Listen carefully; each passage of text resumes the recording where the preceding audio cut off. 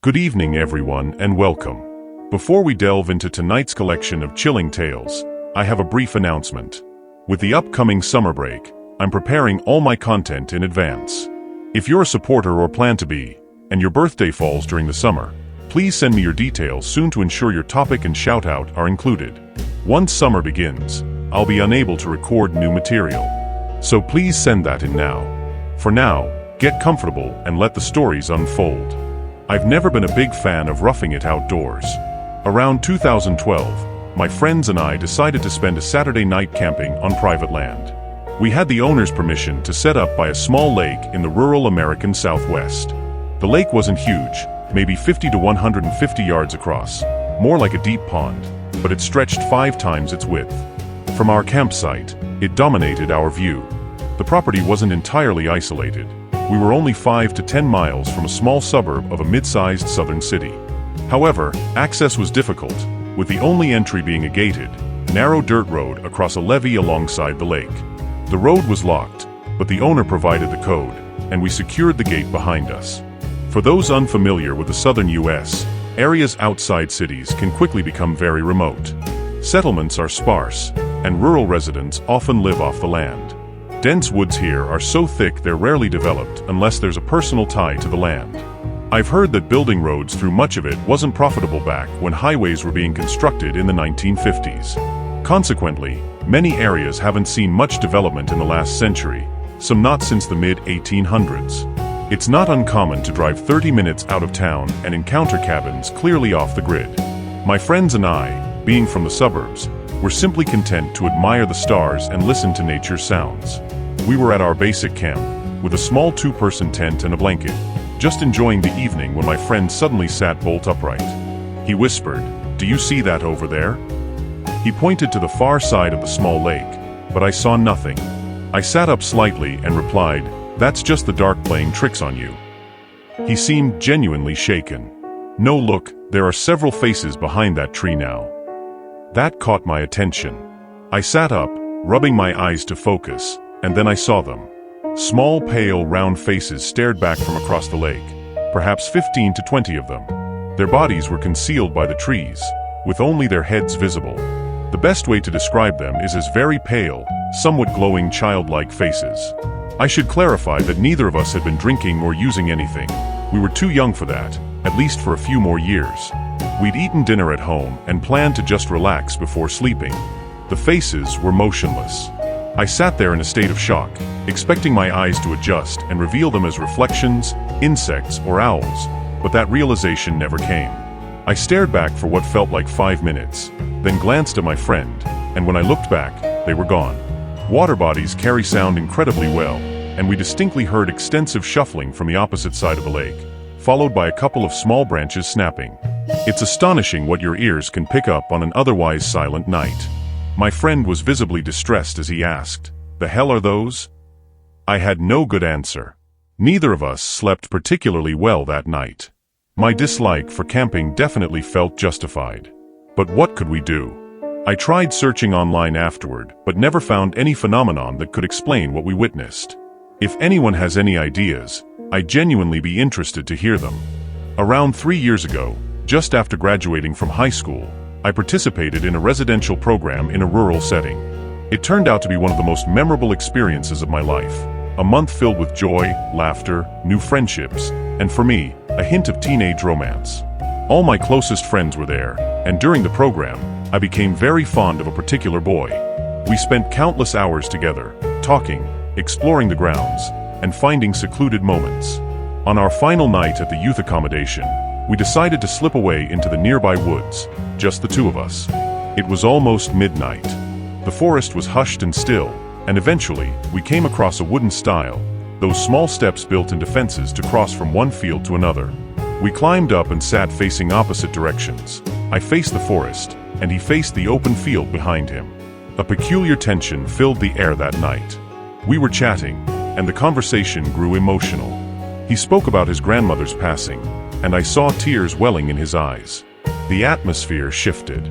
It felt as though we were no longer alone. That's when I saw it. Behind him, deeper within the tree line, something moved.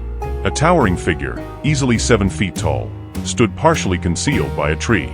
It was grasping the thick trunk, leaning just enough to peer around it, observing us.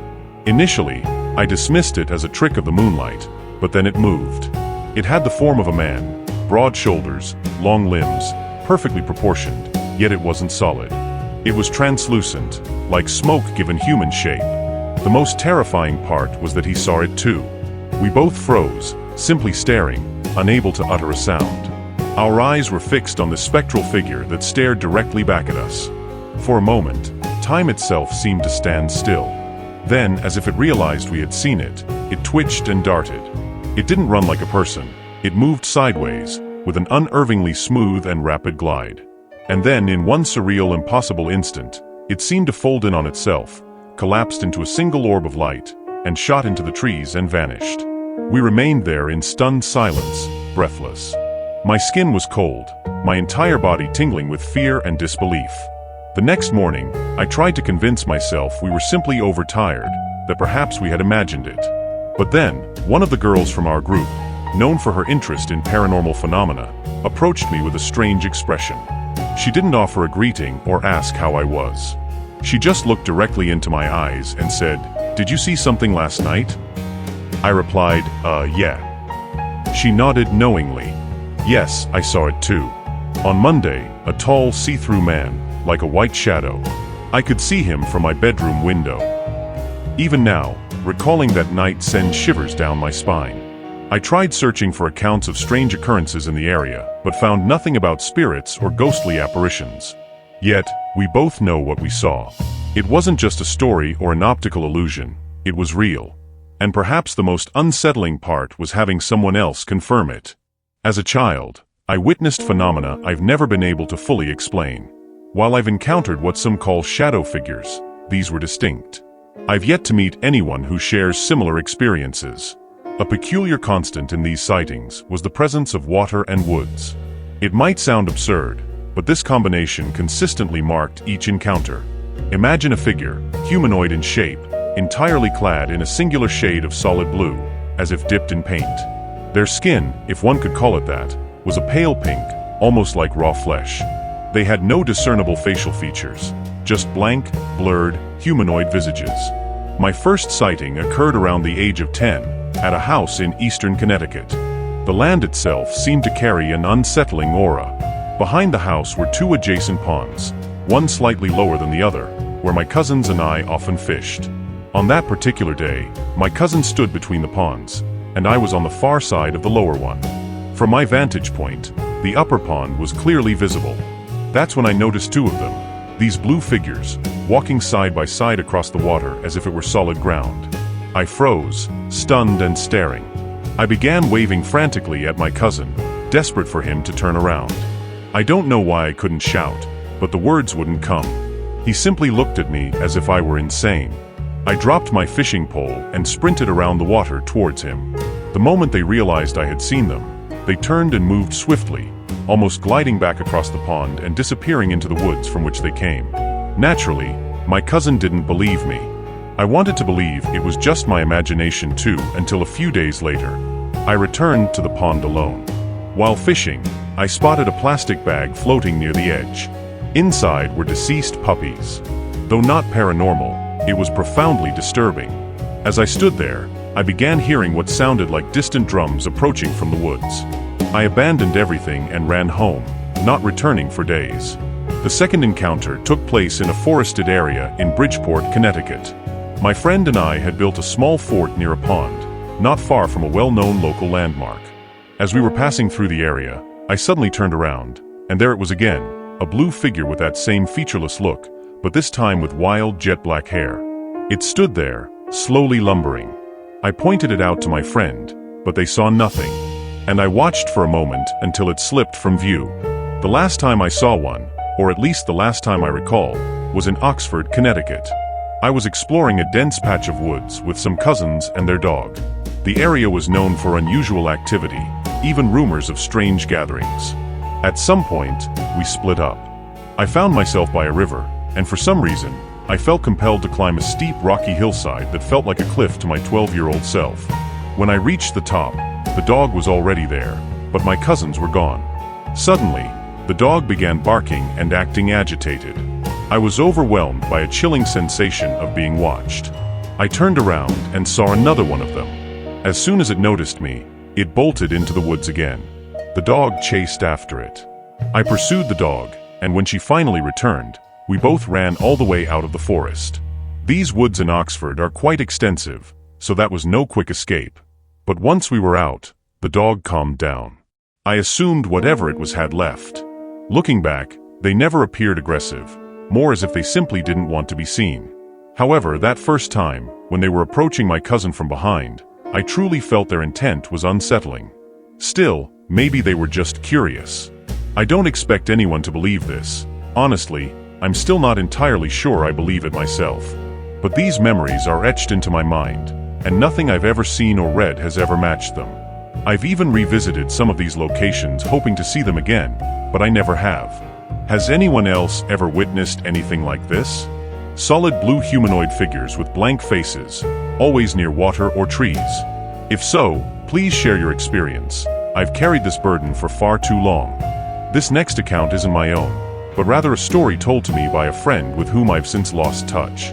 I had known her for several years when she recounted this experience, and it was the only unusual or inexplicable tale she ever shared, which always lent it a particular ring of truth for me. Around 2004, she lived with her parents in a heavily wooded area of Ontario, Canada. Their backyard was dotted with fruit trees, and beyond that, a dense forest began. One evening, as her father was ascending the stairs to retire for the night, a soft, bluish-white light caught his attention, moving leisurely among their fruit trees. It wasn't remarkably bright, nor was it dim, and it seemed to float freely about 3 inches off the ground. Thinking it might be an intruder with a flashlight, he prepared for a confrontation. However, upon closer inspection, he realized the light wasn't emanating from a flashlight. It was simply a luminous orb drifting through the trees. Her father called for the rest of the family to witness it. They joined him at the window, perplexed by the mysterious ball of light. Her dad decided to investigate further, but as soon as he opened the door, the light receded into the thicker forest behind their property, weaving silently through the fruit trees as it moved. Feeling unsettled, my friend and her mother went back upstairs to bed, attempting to dismiss the strange occurrence. Her father, however, remained awake a while longer, staring out the window, captivated as the light returned to their yard and continued to float aimlessly. Eventually, it drifted back into the forest and vanished. The following morning, my friend awoke to her father shouting in distress. He had inexplicably gone blind overnight. She and her mother quickly rushed him to the hospital, where a doctor examined him. The doctor informed them that he typically only observed such retinal burns in individuals who had been welding without protective masks. Fortunately, it was determined that her father's blindness was temporary and would subside within a few days. I should add that her father was not a welder, but worked in an office. As I mentioned, I've since lost contact with this friend, but as of our last conversation, the source of that light remained undetermined. Many years ago, my late husband, our 2-year-old son, and I embarked on a trip to New England to witness the autumn foliage. We stayed at a resort in New Hampshire and did day trips. It was a pleasant and enjoyable vacation. One particular day, we drove into Vermont to sightsee and perhaps purchase some maple syrup. We had packed a lunch and intended to stop somewhere, ideally a park, to take a break and eat. Although I was responsible for navigation, I no longer recall our exact location that day. We stumbled upon a quiet, sleepy town and began searching for a park where we could have lunch. Unable to find one, my husband noticed a sign indicating a small lake down a specific road. We decided to head there, hoping to discover a peaceful spot to relax and enjoy our meal. As I remember, the road extended about a mile through a canyon-like area and terminated at the parking lot of this picturesque lake. It was remarkably quiet, and we were the sole visitors. We exited our rental car and looked around a bit. The picnic area, as I recall, was older wooden and painted a reddish hue. I distinctly remember feeling a sense of unease about the place, though I tried to reassure myself by thinking this place must be quite popular on a busy holiday. We chose a picnic bench and began to unpack our lunch, but my feelings of dread steadily intensified. I observed my husband frequently scanning his surroundings as he ate, his gaze not directed at me or our son, but at the environment around us. Our son was unusually fussy, and I struggled to get him to eat, which was uncharacteristic for him. Finally, we finished our meal. Typically, in such a scenic location, we would take a short stroll and explore a little. Instead, my husband abruptly asked if I was done. I confirmed that I was and expressed my desire to leave. I was relieved to depart and couldn't exit the area quickly enough. We gathered our belongings and trash and left with haste. We exchanged no words as we drove back through the canyon toward the town. Once we reached the town, we turned right, and then my husband pulled over to the side of the road. As we looked at each other and collectively sighed in relief, we finally spoke. Both my husband and I agreed that we couldn't have escaped that place fast enough. He admitted he hadn't said anything earlier because he didn't want to alarm me.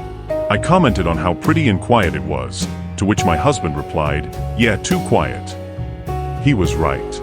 It was autumn midweek, so a crowd wasn't expected. But there wasn't even the sound of birds chirping, just an eerie, profound silence. I sometimes wonder what unsettled us so deeply that day. Whatever it was, all three of us felt its presence. My husband, then 23, and I, 22, were celebrating our wedding anniversary for over a week, staying in our camper in a popular mountain destination in North Carolina. We both share an interest in exploring abandoned locations like old towns and cemeteries. We decided to visit a secluded burial ground near a specific creek, off a well-known scenic road, close to a visitor center in a large national park. Upon arriving near the supposed trailhead, we parked and began walking towards an opening in the woods where a faint trail was visible if you knew to look for it. As we hiked deeper, heading towards the cemetery, I led the way, looking down for snakes and uneven ground, with my husband behind me. We paused for a moment, and he said, "Look at that statue." I scanned our surroundings and asked where. Then he points in the direction. I expected to see a typical angel statue, common in old cemeteries. This was nothing of the sort. Looking further up the trail and to the side, stood what appeared to be a 12 to 15-foot tall deer-like effigy. The statue looked as though it was carved from wood or perhaps covered in preserved leather hide. The unsettling part was that we had found no mention of such a statue online. It immediately gave me an uneasy feeling. Its face was strange, and its presence felt entirely out of place. My husband then stated he didn't like it at all and suggested we leave. The moment he spoke, we turned and departed as quickly as possible. Once we reached our car, I told him I felt incredibly unsettled, and he agreed and said that he saw a deer-like face with no snout and thought it had blinked. I told him what I saw on our way back to the camper. I regretted not taking a picture at the time, but it simply didn't cross my mind. Back at the camper, we tried researching again, but still couldn't find any information about the statue or its location. We decided to revisit a local indigenous cultural shop we'd been to before and speak with the older woman who ran it. We explained what had happened, and she advised us to inquire at the National Park's Visitor Center to see if anyone else had experienced something similar or if there were any native stories of something similar. She also mentioned that sometimes, such phenomena choose specific individuals to reveal themselves to. We thanked the woman and returned to our camper. Now I'm sharing this experience, pondering the possibility of the thing we've seen in the woods. And if anyone has any information, I would truly appreciate hearing them. I've been experimenting with a spirit box application on my phone, and while the responses can often seem random, I had an experience yesterday that feels too coincidental to be mere chance. There's a particular wooded area near me that I discovered one evening while walking my dog. A long, unlit road leads into these woods, culminating at a foreboding old house. I couldn't even bring myself to enter the woods that first time because it felt spiritually heavy, and I sensed eyes watching me. I returned during the day, and it's a pleasant walk, yet certain sections of the path still retain that oppressive feeling. So, yesterday, I broke the spirit box appointment. On my way back through one of these areas, I again felt a strong sensation of being watched. I was asking questions aloud, but the app wasn't providing much in the way of coherent responses. However, as I passed a specific ditch, I was overcome by a strange sensation and a vivid mental image. I felt an urge to lie down and be buried there. I thought to myself, whose body is here? My app then distinctly voiced the phrase, "It's mine." I didn't immediately connect the two, as I hadn't spoken my thought aloud. Following that, the app said, "Library." I wondered if the individual might have been associated with a library. I then asked, "Did you die here?" And the app responded with, "Truck." This led me to consider that perhaps someone was hit by a truck, given its proximity to a mountain road. Finally, the app spoke the word "caution." I then felt strongly that the spirit lingering there was attempting to warn others about what had happened to them. The urban legend I'm about to share is one that exists right in my neighborhood. It's connected to a local park and the adjacent woods, which I refuse to enter at night due to experiences I've had there. I've explored those woods for years and frequently felt watched, prompting me to share this account. It's not just my experience. Others have similar stories. The legend goes that in the early 1900s, before the local school and railroad tracks were built, the town was primarily farmland and such. A man lived in a cabin in those woods and worked as a lumberjack in town. Years later, when the tracks were built, they originally ran through the woods right behind his house. One day, while he was felling trees, a train passed through, and he was tragically struck and killed. Decades later, perhaps in the 1960s or 70s, local children claimed they would venture into the woods searching for him, as it was rumored that every Halloween night, coincidentally the anniversary of his death, if you went into the woods in the early hours, you might encounter his spirit. I wasn't sure if this was true, but it was the story I'd heard. So one Halloween night, I decided to see for myself. The fog was so thick you could barely discern the tree line. I told myself I'd just take a quick look, a short walk, not trying to prove anything, merely curious. I grabbed my flashlight, put on a hoodie, and headed out. I slipped through a gap in the old chain-link fence behind the school like I'd done many times before, and followed the narrow path that runs along the back of the soccer field before descending into the trees.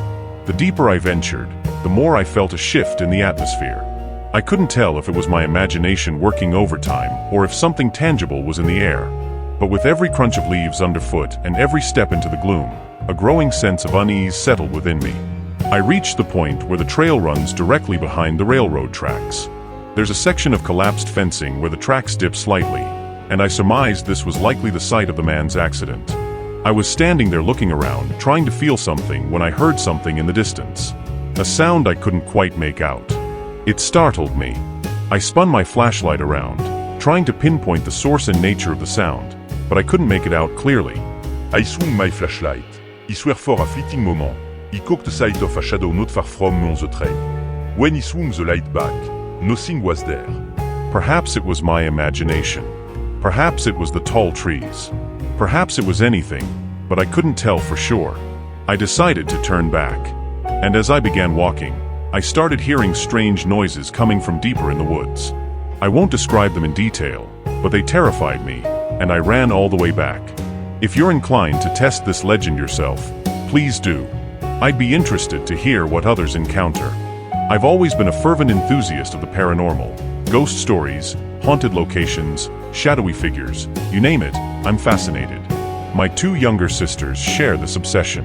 Over the years, we've encountered the occasional unexplained noise or unsettling feeling, but nothing as truly chilling as our visit to a particular old bridge one summer. Even now, I'm not entirely certain what we witnessed, but whatever it was, it felt far more substantial than a mere local campfire tale. My family is somewhat dispersed. I reside in Nebraska, while my half-sisters live with my stepmother in Washington. My father lives outside a major city in Texas with his new wife and stepsister. Consequently, family visits are rare, often complicated, and usually brief. However, that summer, everything aligned perfectly. My sisters were staying with our father, and I managed to take just over a week off work to join them. With all of us finally in one place, and given that exploring eerie places is practically our family tradition, we decided to investigate one of Texas's most renowned urban legends, the local ghost bridge. Our father wasn't pleased. He's deeply religious and strongly opposes inviting any form of darkness into our lives. Ghosts, entities, or spiritual boards were strictly forbidden under his roof. Furthermore, the bridge was quite a distance, and he disliked us driving so late. But being 21, I simply told him we were grabbing food after a day at a large amusement park. Instead, I drove us to a town known for its historic bridge. The drive itself was unsettling. My GPS kept malfunctioning, updating too slowly, and it ended up missing the turn. We had to loop around on a dark, winding country road just to find the blocked-off path leading to the bridge. There was a soccer game wrapping up in a field about a mile away, but beyond that, a profound silence enveloped everything. We parked on the gravel road and immediately encountered a group of adults leaving the trail. They chuckled, remarking, "No paranormal encounters tonight," wished us safety, and suggested checking out a creepy path just to the left of the bridge. We thanked them, ducked under the metal gate, and stepped into the forest around 10:30 p.m. Initially, the only sounds were the chirping of insects and our own footsteps. But as we ventured deeper, the forest began to feel strange, as if the very air was pressing down on us. My phone's flashlight barely penetrated the dense undergrowth, and I repeatedly told myself I was just imagining things. Yet, the persistent feeling of being watched wouldn't dissipate. We reached the bridge. It was shrouded in absolute darkness, a void that seemed to consume all light. We stood there, peering into the emptiness beyond the bridge's midpoint. The surrounding woods and creek were obscured by shadows. Strange symbols and graffiti covered the railings, their meaning unclear. We crossed slowly, deciphering the words, laughing nervously, and trying to appear brave. I swept my light across the bridge, and that's when we saw it, a black human-shaped mass standing at the edge of the bridge. I blinked, and it was gone.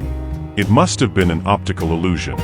My sister moved to the far end where I'd seen the figure and quietly said, "I swear something's watching me from under the bridge." Our other sister, suddenly pale, exclaimed she felt sick and thought she'd heard something. That was enough for us. I told them we were leaving and would explore the other trail the group had mentioned. As we walked towards the forest path, both my flashlight and my sister's simultaneously went out, and my stomach plummeted. I fumbled with my phone and managed to get my light back on, but hers remained dead. The atmosphere had undeniably shifted. And then I saw it, about 20 feet away, standing at the edge of the forest trail. Something was there. A tall, thin, dark figure, roughly humanoid in shape. It was both transparent and yet solid. Its eyes were barely discernible, but I could feel its gaze upon me. Was it a trick of the light? I wasn't sure, but And that brings us to the end of tonight's journey into the unexplained. Thank you so much for joining me and listening to these chilling accounts from the depths of the unknown. It's always a unique experience to delve into the stories that linger in the shadows.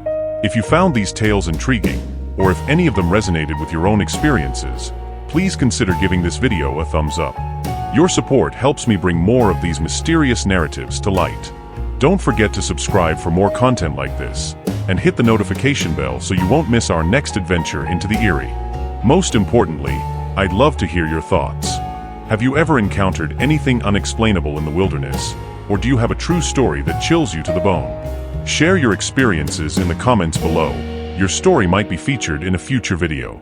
Until next time, stay safe out there, and remember, sometimes the scariest things are those that defy explanation. Good night.